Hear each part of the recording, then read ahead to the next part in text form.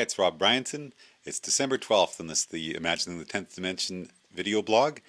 Today we're just going to talk about the chat room, and I wanted to talk first of all for the people who are not watching this at 10thdimension.com/chat. If you do go to that room or that URL link, you'll be in a room, and I'll ask Jason to put that up as my background right now because I want to just talk about this window here. So up in the top left, you'll see that there is this video of me, and that's right now being played back as a pre-recorded loop.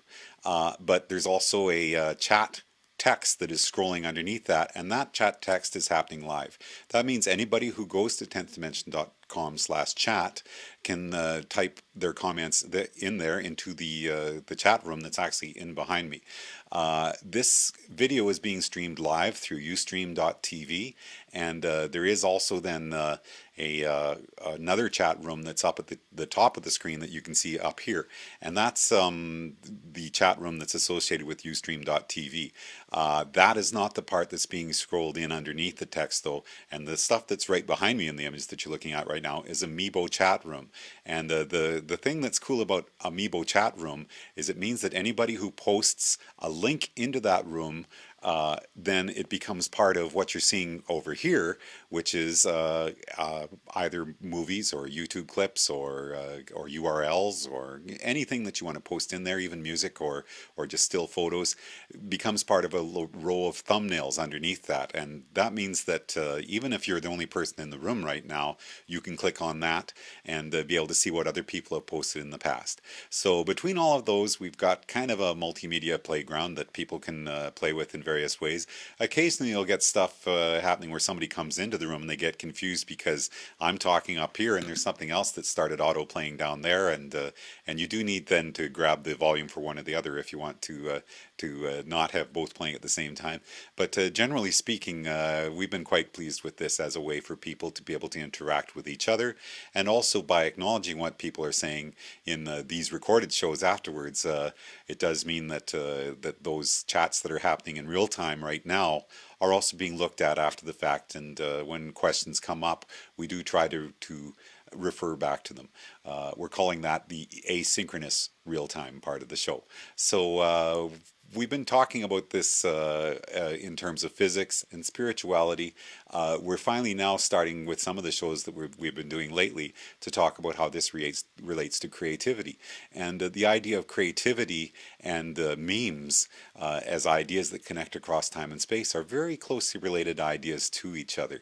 And so one of the things I'm going to get Jason to do right now is play some of the music that was posted by Guidewire into this chat room a few days ago, and depending on how long from now you're actually watching this recorded show, that thumbnail may or may not still be there in the Amiibo chat room. But if we're listening to it as music right now, what we're listening to now is a remix taking one of the songs, Everything Fits Together, which is posted at a site called amystreet.com. That's AMEI street.com.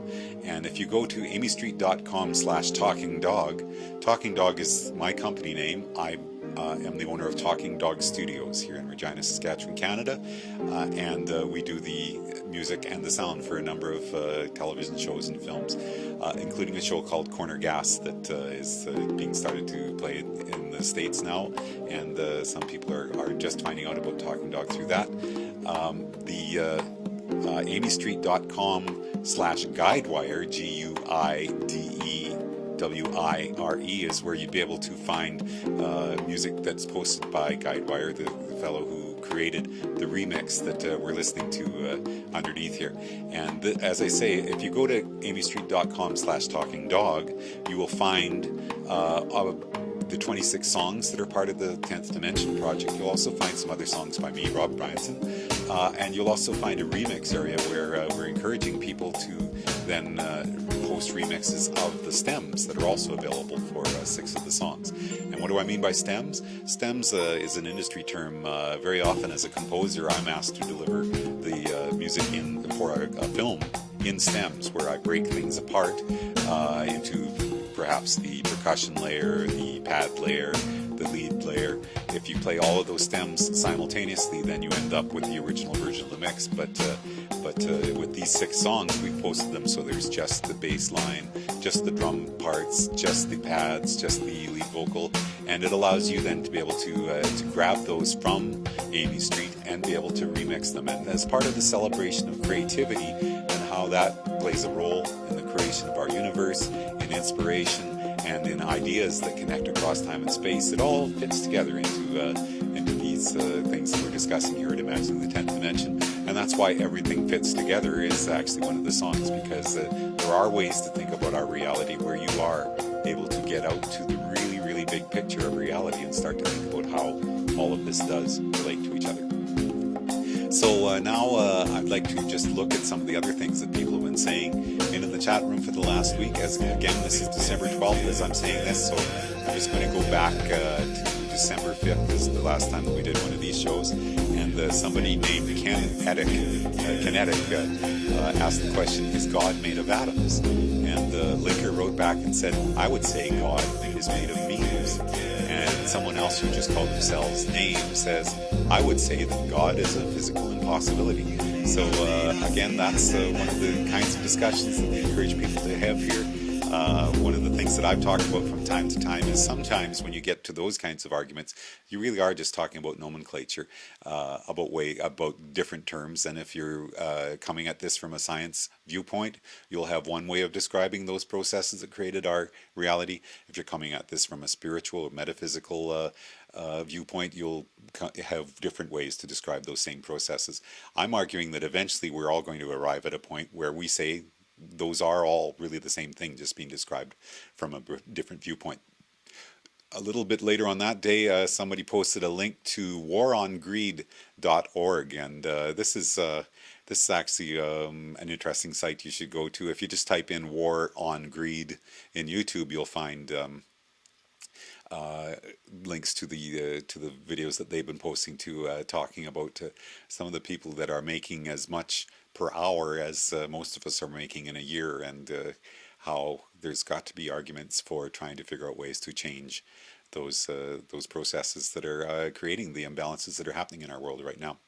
A little bit later on, John writes in with this comment. He says, 0 is the onion's innards, 10 is the outards. This gets back to a discussion that's been happening in the forum and in this chat room in the past too, where people are trying to relate the concept of dimensions to the layers of an onion, and that you could say that the first dimension would be enfolded with the second dimension, and you would just keep going out and out and out until you got to the ninth dimension, being all the physical representations of reality that could occur, and then the 10th dimension in quantum physics terms would be that unobserved reality. So so one of the things I suggested was that we could say up to the ninth dimension is the onion, and the 10th dimension is what happens when you don't look at the onion.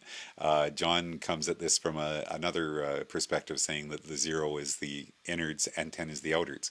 That whole idea that the 0 and 10 are intimately related is a long discussion that we've approached from many viewpoints. And if you look at the logo that's associated with this project, it's certainly something I believe. The one way of thinking of it is that the 0 is the observer and the 10 is the observed, and everything else that happens between that from 1 through 9 is the results of those two processes being pushed against each other.